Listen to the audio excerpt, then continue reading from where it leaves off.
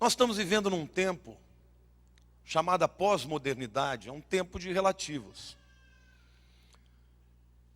No mundo pós-moderno não existem mais absolutos. Segundo a visão de muitos, todo mundo tem um preço. Olha para o teu irmão do lado e fala, você tem um preço? Não existe nada na sua vida que você não negociaria. Você negociaria, por exemplo, a vida de um filho por $1 milhão? Por 10 milhões de dólares? Por 100 milhões de dólares? Não tem preço. Isso é um absoluto. A palavra absoluto, o prefixo latino ab, significa fora. Soluto é aquilo que se dissolve. Então, absoluto é aquilo que não se dissolve, que não derrete. Eu quero dizer para vocês que num mundo sem absolutos, as pessoas estão perdidas. Literalmente perdidas. Não conseguem enxergar as coisas como realmente são. Enxergam tudo com muitas vozes e com muitas sombras e muitas luzes. As pessoas não veem mais nada com definição. Diz que o Sherlock Holmes, todos conhecem o Sherlock Holmes, que tinha um grande amigo, né, o Watson. Diz que o Sherlock Holmes foi acampar com o Watson. Foram para o campo, demoraram umas 3, 4 horas montando a barraca. E quando a barraca estava pronta, eles começaram a comer e a tomar Scott, né? Você sabe que em inglês não bebe, né? Come com farinha. E beberam muito, e comeram muito e dormiram. 3 horas da manhã, o Sherlock Holmes acorda, assustado, e fala, Watson, acorda, acorda, acorda. Ele, pois não, o que houve? Olha para o céu, o que você está vendo? Watson olha, acha que o Sherlock Holmes está com alguma pegadinha com ele. Olha, estou vendo um céu cheio de estrelas. E o Holmes falou para ele, mas Watson, o que isso te diz? Aí ele falou, bom, preciso dar uma resposta ampla, né? Porque deve ter alguma pegadinha. Ele disse, olha, Holmes, ele diz assim, do ponto de vista astronômico, eu vejo bilhões de estrelas e bilhões de planetas. Do ponto de vista astrológico, eu vejo que Áries está em Touro. Do ponto de vista, estou inventando, qualquer que seja, não entendo nada de astrologia. Do ponto de vista meteorológico, eu digo que amanhã vai fazer sol, porque o céu está limpo. Do ponto de vista orológico, eu imagino que deve ser umas 15 para as 4 da manhã.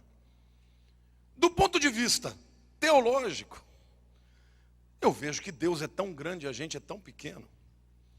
E aí ele vira para o Holmes e diz, e você, Holmes, o que isso diz para você? O Sherlock Holmes olhou para ele e falou, Watson, seu idiota, alguém roubou nossa barraca.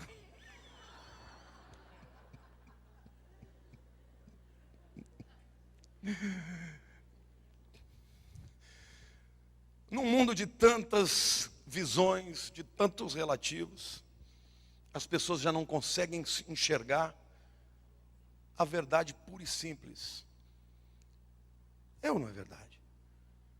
Eles montaram a barraca, roubaram a barraca e o Watson estava vendo todas aquelas elucubrações. Era o uísque, né? Eu quero dizer para você hoje que nós estamos vivendo em tempos muito difíceis. Os absolutos estão sendo deixados para trás. Hoje em dia, se você perguntar para qualquer jovem o que é absoluto na vida dele, ele vai rir para você e vai dizer, não existe absoluto. Homem não é mais homem, mulher não é mais mulher, verdade não é mais verdade. Deus não é mais absoluto, não existe nada. As pessoas andam na penumbra, nos nuances da cor, das multicores. E por causa disso, até dentro da igreja, as pessoas estão correndo um sério risco de se desviar. se desviar da verdade absoluta, que é Jesus. É interessante, mas quando você relativiza, você abre um leque de múltiplas opções. Quando você absolutiza, você só dá uma opção. E quando Jesus disse, eu sou o caminho, ele excluiu todos os outros. No dia que um homem casa com uma mulher e faz aliança com ela diante de Deus, ele excluiu todas as outras. E eu vou dizer algo para você, o propósito de Deus é esse. É você andar na verdade. Mas hoje até os crentes já não conseguem mais lidar com esses absolutos. Tudo é relativo, tudo tem um motivo, tudo tem uma razão. E as pessoas então estão absolutamente perdidas. Porque já não conseguem olhar os paradigmas, que são marcos do seu caminho. Se você andar no deserto, você não tem referências, porque as dunas de areia se movimentam. Uma pessoa sem paradigmas e sem verdades absolutas não sabe para onde vai. O autor de Hebreus, quando ele escreve essa carta, ele alterna declarações lindas de exaltação a Cristo, com advertências sérias a respeito do desvio. A carta foi escrita para um grupo de cristãos judeus que estavam vivendo um momento terrível de perseguição. E quando as pessoas começam a ter crise, seja crise financeira, seja crise de relacionamento, seja crise de reflexões filosóficas de vida, as pessoas começam a estar vulneráveis para os ataques na mente do inimigo das nossas almas. Os tempos em que nós vivemos são tempos maus, porque as pessoas estão vivendo crises interiores e não estão vendo os paradigmas no caminho. Então, quando o autor de Hebreus escreve a respeito da possibilidade real e concreta do desvio, ele começa dizendo que o desvio é um sinal de irresponsabilidade. Ninguém se desvia. Você já viu alguém falar, olha, a pessoa se desviou do mau caminho para o caminho? Ninguém se desvia. Geralmente o cara andava sóbrio, se desviou para a vida de drogas. Andava fiel ao casamento, se desviou para a bandalheira da mulherada. Não é assim? O objetivo do inimigo das nossas almas é roubar, matar e destruir. Mas não acontece sem o consentimento da gente. O texto começa dizendo, por isso, ele começa com uma conclusão, por isso o quê? Por tudo aquilo que ele disse no capítulo 1, que Jesus é o criador, é o sustentador, é o catalisador, é o facilitador de todas as bênçãos de Deus na nossa vida. Por isso, por tudo aquilo que vocês sabem. Aí ele diz, convém atentarmos mais diligentemente. Olha para o teu irmão do lado e diga, mais diligentemente. Diga assim, você precisa ser mais diligente com a sua vida espiritual. Em tempos de apostasia, cristão que não ora, esfria. Cristão que não lê a palavra de Deus, recebe as influências malignas. Cristão que não busca Deus e não anda diante da palavra de Deus, que não se rodeia de cristãos que podem ajudá-lo, vai desviar. E esse é um processo que começa de maneira paulatina, subrepticiamente. Você não percebe e quando menos espera, a sua alma está corroída por todas estas visões, por todas essas influências. Quantos aqui são jovens ainda abaixo de 21 anos? Levante a mão aqui. Fica de pé, olha que grupo bonito.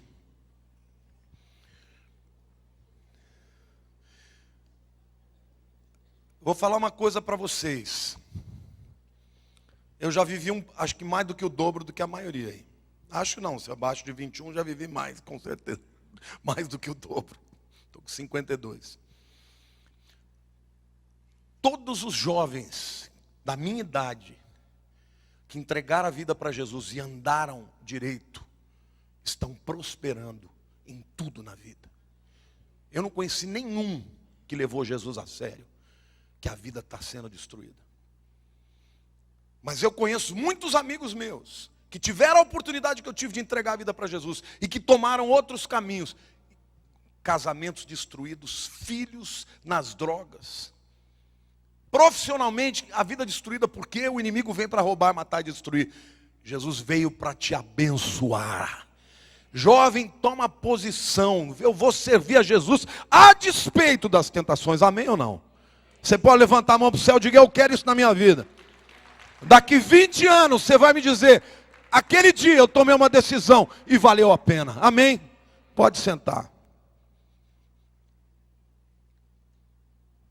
O desvio é um ato de responsabilidade. Aliás, não é um ato de responsabilidade, é uma vida de responsabilidade. Por quê? Porque o inimigo das nossas almas, para alcançar lugar na nossa vida, nós temos que permitir. Começa abrindo a nossa mente, filmes, televisão, internet, pornografia. Vou falar para vocês jovens também aqui. Vocês não têm ideia de quantos homens casados vêm falar para mim que não conseguem, vou falar entre parênteses, tá? Ninguém fique chocado, transar com as suas mulheres ou ter relação com as suas mulheres porque eles ficam se satisfazendo na pornografia. Foge disso. Deus tem uma mulher sensacional para vocês, meninos. E tem um homem tremendo para vocês, meninas. Consagrem a sua vida para Deus. Antes de me converter, eu fui um mundano devasso. Mas o dia que eu me converti, eu falei: eu vou me guardar para a mulher que Deus tem para mim. E a moça que eu namorava, ela não me respeitou, ela queria continuar tendo a vida que a gente tinha. Eu falei: minha filha, ou você se converte ou vaza. Ela falou: não me converte, vaza. E vazou. Preferia Jesus. Meninas, não entregue o seu futuro para um rapaz que não vai servir ao teu Deus. Porque o homem que vai te honrar é um homem de Deus. Esse ano eu faço 30 anos de casamento. Minha mulher viajou, eu estou que nem o maior abandonado. Misericórdia, eu falo, nunca mais eu vou deixar você viajar sem eu, sem mim. Todos os dias, eu sento, pego na mão dela e faço declaração de amor, e ela para mim. Não houve problemas? Houve muitos, todo casal tem.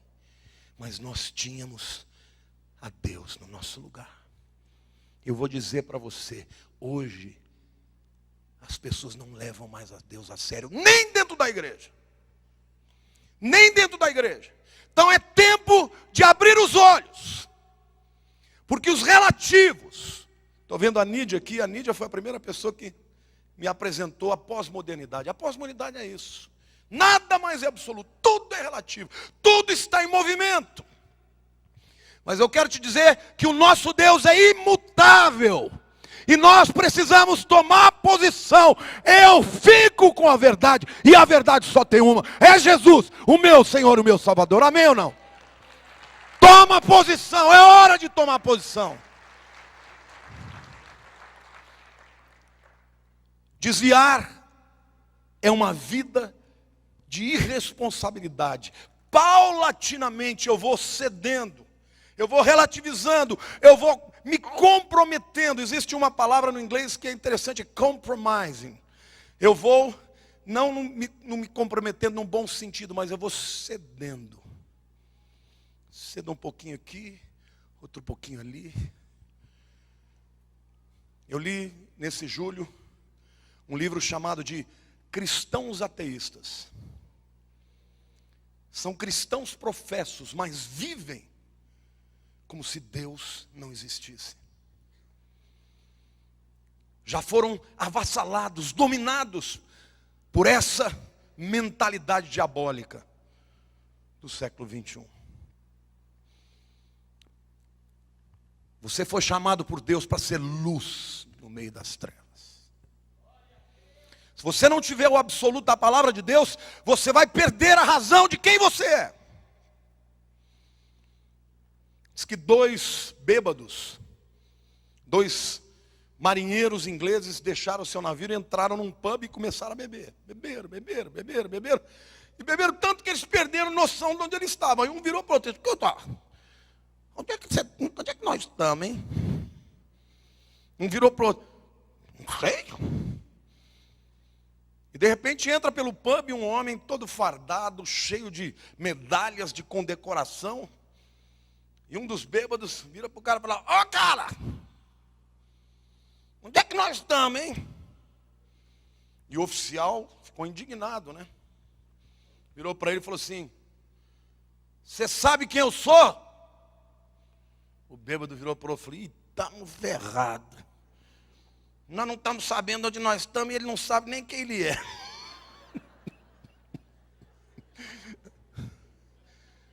É mais ou menos isso. O cara é crente, mas gosta de tudo que é do mundo. Acredita mais na ideologia do mundo do que na palavra de Deus. Ele se sente um peixe fora d'água e acha que Deus é culpado. Não, meu querido, você foi devagarinho cedendo, enchendo o teu coração e a tua mente de uma mentalidade satânica, permitindo que as mentiras e o engano do diabo entrem na tua casa. Os homens de hoje não têm mais hombridade. Há 50 anos atrás, os incrédulos eram mais crentes do que os crentes de hoje. Hoje palavra não vale mais. Hoje as pessoas prometem fidelidade e os casamentos são destruídos. Por quê? Porque eu estou querendo viver a minha felicidade. Essa é a coisa que eu mais ouço. Eu quero ser feliz. Meu querido, você não foi chamado por Deus para ser feliz. Você foi chamado por Deus para fazer alguém feliz. Porque quando você faz alguém feliz, Deus vai fazer com que aquela pessoa com quem você tem aliança te faça pleno. É isso que Deus tem para a tua vida. Nós não podemos viver debaixo dessa relativização. Hoje, todas as instituições estão sendo questionadas. Família, aliança com Deus. Hoje você vê crentes fazendo as piores barbáries, achando que está tudo bem. O desvio é possível. E ele de fato é um ato ou muitos atos de responsabilidade. Mas o texto também diz que o desvio pode chegar a um ponto de irreversibilidade. Quando você lê os versos 2 e 3 dizem assim: pois se a palavra falada pelos anjos permaneceu firme, e toda transgressão e desobediência recebeu justa retribuição, como escaparemos nós se descuidarmos de tão grande salvação, a qual, tendo sido anunciada inicialmente pelo Senhor, foi-nos depois confirmada pelos que ouviram? Alguns teólogos dizem que essa palavra dita pelos anjos poderia ter sido, por exemplo, o anúncio de juízo dos anjos que vieram a Abraão e disseram: nós vamos destruir Sodoma. E Deus honrou a palavra dos anjos e cumpriu a sua palavra. Ele diz: se Deus honrou aquilo que foi dito pelos anjos, não honrará aquilo que foi dito pelo próprio Senhor. Querido, quando você diz que a Bíblia não é bem assim, você está dizendo: Deus, o Senhor é mentiroso. Da mesma maneira que Satanás tentou Adão no Éden, muitos de nós hoje estamos cedendo. Ah, mas pastor, não dá para viver assim mais. Não dá para dizer que os crentes, as meninas e os meninos podem casar virgem. Não dá mais no mundo de hoje. Dá sim. Porque se a palavra de Deus diz, minta o homem e seja Deus verdadeiro. E querido, fale isso na tua casa. Porque você vai estar ensinando os teus filhos a honrar em primeiro lugar a aliança a Deus, com Deus. Não pense que Deus não vai cumprir a sua palavra. Se Ele honrou a palavra dita aos anjos, não honrará a palavra dita pelo Senhor e depois confirmada pelos seus discípulos. E aqui o autor está dizendo, vocês receberam essa palavra, não diretamente do Senhor, mas dos seus discípulos. Quando você ouve a palavra aqui, você não está ouvindo a palavra do pastor, você está ouvindo a palavra de Deus. E os decretos de Deus são inegociáveis. Saiba, meu querido, que Deus está te dizendo hoje, que o desvio é sinal de responsabilidade, mas pode chegar a um ponto de irreversibilidade. Um operário de uma fábrica americana, isso é história verídica, ele cuidava do ponto, e o problema é que o relógio da fábrica estava atrasando, estava desregulado. Então o que ele fazia? Ele era o responsável para as pessoas chegarem na hora e saírem na hora. Então todos os dias ele ia até uma loja que tinha as 2 quadras dali, e ele olhava para um relógio que estava na vitrine. Marcava a hora, contava alguns minutinhos e acertava o relógio. Todos os dias ele fazia isso. Um dia o dono da loja falou, escuta, por que você vem aqui todo dia e fica olhando e não entra na loja? Aí ele falou, olha, você me desculpe, eu não venho para comprar. Eu sou o responsável pelo ponto na fábrica, o relógio lá está quebrado. Então eu venho aqui para acertar o relógio. E aí eu acerto, vejo a hora, volta lá para dar tudo certo. Ele falou, então nós estamos com um problema. Esse relógio também está quebrado. Eu vou lá na fábrica e eu vejo que hora que está o relógio. Eu acho que essa história ela explica bem o que é um mundo onde as pessoas são autorreferências. Onde as verdades que norteiam e pautam as suas vidas são verdades próprias. Como é que o indivíduo que a vida não é digna, reta, pode ser referência de alguma coisa para alguém? O que está acontecendo hoje é isso, querido. É por isso que as pessoas vão devagarzinho, se afastando. Cansei de ver pessoas entrarem no meu gabinete para dizer, pastor, meu filho não quer mais saber da igreja, quer ir para o mundo. Sabe por quê? Porque o seu pai, ou a sua mãe, ou ambos, não foram referência da palavra de Deus. Se o teu filho não vir coerência na tua vida, ele vai debandar. Deus tem para você autoridade. Sabe o que a palavra autoridade significa? Alguém pode dizer o que é autoridade? Parece com o que mesmo? Autoridade. Autoridade. O que é autoridade? Autoridade é a essência do autor. Sabia disso? Autoridade vem de autoria. A palavra grega para autoridade é exousia. Ousia significa essência. Ex é para fora. A autoridade significa que aquilo que eu tenho dentro de mim eu boto para fora. A Bíblia diz, a boca fala do que o coração está cheio. Se você andar como um incrédulo, não pense que o teu filho vai ser crente.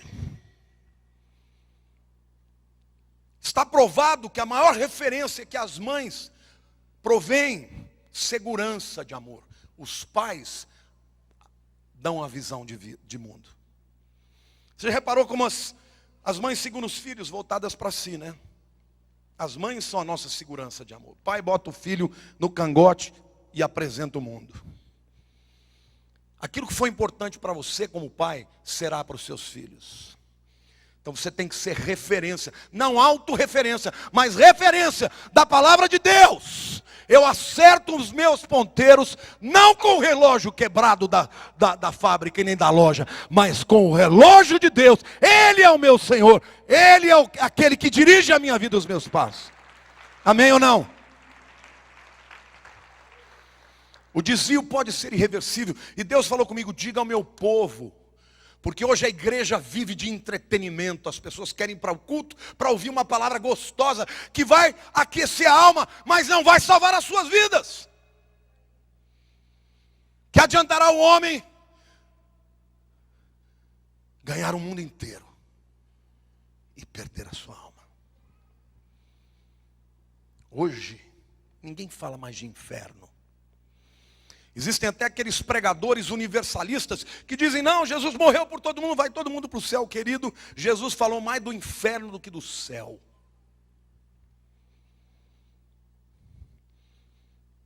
O inferno é real. Mas o céu é real. Eu tenho buscado ao Senhor, tenho dito, Senhor, me perdoa pelas minhas relativizações. E me ajuda a impactar a minha geração com a palavra da verdade. Porque eu sei que um dia eu vou estar diante dele. E eu vou dar conta da sua vida. A carta aos Hebreus é intercalada por muitas expressões de adoração pela grandiosidade e a superioridade de Cristo em relação a tudo que o judaísmo apresentava. Na carta aos Hebreus é como se Deus estivesse dizendo, o melhor que eu tinha para vocês se tornou ainda melhor quando eu mandei meu filho. Mas ao mesmo tempo que ele enaltece a Jesus, ele fala, cuidado com a queda, cuidado com o desvio. Ele é real, ele é possível. E nós temos que lidar com isso com seriedade. Diga assim, o desvio finalmente pode ser irreversível. Hebreus capítulo 10, 28 a 31, um outro texto que ele aborda esse perigo, ele diz assim, sem misericórdia morre pelo depoimento de 2 ou 3 testemunhas, quem tiver rejeitado a lei de Moisés. De quanto mais severo castigo julgais, vós, que será considerado digno aquele que calcou aos pés o Filho de Deus, e profanou o sangue da aliança com o qual foi santificado, e ultrajou o Espírito da graça. Ora, nós conhecemos aquele que disse, a mim pertence a vingança, eu retribuirei, e outra vez o Senhor julgará o seu povo. Terrível coisa é cair nas mãos do Deus vivo. A terceira reflexão que eu quero falar sobre o tema do desvio é que o desvio, ele é irracional, não faz sentido. O versículo 3 diz assim, como escaparemos nós se descuidarmos de tão grande salvação? Diga assim, tão grande salvação. E eu fiquei pensando, o porquê dessa salvação ser tão grande? Em primeiro lugar, pelo meio que ela nos apresenta. Todas as religiões do mundo, sem exceção, pode pesquisar. Todas elas, seja no panteísmo do hinduísmo, seja no panteísmo do budismo, sejam as religiões que nós nem nomeamos, todas elas partem de uma premissa. O indivíduo é salvo através da meritocracia. Eu tenho que merecer ser salvo. Mas a Bíblia diz que o padrão que Deus exige é a perfeição. Por um só pecado entrou o pecado no mundo. Por um só homem. E o pecado, a morte, passou para todos os homens, porque todos pecaram. Um pecado, olha para o teu irmão e diga assim, um pecado afasta o homem de Deus. Então todas as religiões tentam dar ao homem a capacidade de ganhar salvação. Isto é o que a lei fazia. Deus disse, olha, 2 testemunhas são suficientes para o cara pecou, matou, acabou, meu querido, não tem misericórdia, morte. Agora, a salvação de Cristo é tão grande, porque é a única salvação que apresentou a graça de Deus. Existe um desenvolvimento na grandeza da salvação. No primeiro estágio, o homem, ele recebe o que ele merece. Diga para o teu irmão, eu te amo muito, mas você merece o inferno.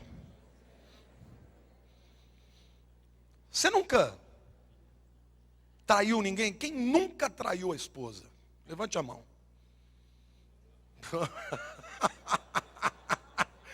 Mentiroso. Jesus disse que se você olhou para uma mulher bonita e desejou era para você, você já pecou. Eu vou perguntar de mim, tem alguém que nunca desejou? Ainda tem cabra corajoso para falar um negócio na minha cara, para cima de Moá, meu querido, dá licença, bobo eu não sou. Em todos os quesitos da lei, nós somos reprovados. Mas Deus tem um segundo patamar, que é o patamar da misericórdia. A misericórdia de Deus é que Deus olha para você e fala, ele merece o inferno, mas eu não vou dar um inferno para ele. Misericórdia significa que Deus tem uma misericórdia, vem de coração, né? No latim, no grego, cardia. É a miséria de coração. Deus olha para a gente, tem uma dó danada. Merece o inferno, mas estou com dózinha dele, não vou dar um inferno. Mas tem um patamar ainda melhor, por isso a salvação é tão grande, que é a graça. A graça é quando Deus nos dá o que nós não merecemos. Na lei, eu recebo o que eu mereço. Na misericórdia, eu não recebo o que eu mereço. E na graça, eu recebo o que eu não mereço. A salvação, a comunhão, o selo de filho, o Espírito Santo na minha vida, me ajudando. Você não pode dar um grito de vitória e dizer, eu creio, e eu quero andar na graça de Deus. Amém ou não? É por isso que é irracional. Como eu vou rejeitar tão grande salvação? Ela é grande não só pelo meio, mas pela abrangência. O judaísmo salvava os judeus e o resto do mundo ia para o inferno. Mas Jesus veio para todos, para brancos e negros, mulatos, caboclos, orientais, africanos, aborígenes, todos, homens, velhos, jovens, pobres e ricos, não importa, basta invocar o nome do Senhor e vai ser salvo. É grande esta salvação, não rejeite isso na tua vida. É a graça de Deus pela tua vida, amém ou não? Crê nisso, diga eu creio. Está na hora dos crentes tomarem posição. O mundo fica indignado, você pode falar Deus, mas se usar o nome de Jesus, as pessoas enfurecem. Sabe por quê? Porque o nome de Deus, todas as religiões vão citar. Mas quando você fala do nome de Jesus, o inferno estremece. Porque é este nome, que é sobre todo nome. E diante dele nós vamos nos dobrar um dia e confessar, Jesus Cristo é o Senhor. Ele é o Senhor da minha vida, da minha família, da minha história, do meu passado, do meu presente e do meu futuro. Não podemos negociar. Não podemos relativizar. É irracional. E é interessante, quando as pessoas passam por crise, a crise, ela faz duas coisas. Ou ela apruma o indivíduo, ou ele espirra. Você pensa que o problema do homem é pão? Você pensa que o problema do homem é receber aquilo que ele necessita do mundo material, o materialismo? De maneira alguma. Vocês sabem que as mentes filosóficas que propõem o ateísmo não vem dos países pobres e miseráveis, mas vem dos Estados Unidos, vem da Inglaterra, Richard Dawkins é um dos maiores ateus. Ele manda os seus seguidores ridicularizarem os crentes. Não, quando vier uma pessoa falar para você que Deus fez o mundo, ria na cara dele para ver se ele acorda. E ele estava um dia na BBC de Londres dando uma entrevista, ridicularizando as pessoas que creem em Deus. Ele disse: esses cristãos são tudo medíocres. 99% não sabe nem o nome dos 4 evangelhos. Acontece que o rapaz que estava dirigindo, o radialista, era um cristão. Ele falou assim: Dr. Richard, quer dizer que o senhor, qual que é o seu livro, qual que é a sua Bíblia? O que o senhor diria? A Evolução das Espécies, do Charles Darwin. Então esse é o seu livro, que é a sua Bíblia? É esse meu livro. Ele me libertou. Então você podia me dizer o nome completo desse livro, que ele tem um nome comprido? Aí o cara falou: é um nome comprido, né? Ele falou: é comprido, mas eu tenho tempo, pode ter tempo que você quiser para dizer. Ele não lembrava do nome do livro, que ele dizia que era a Bíblia.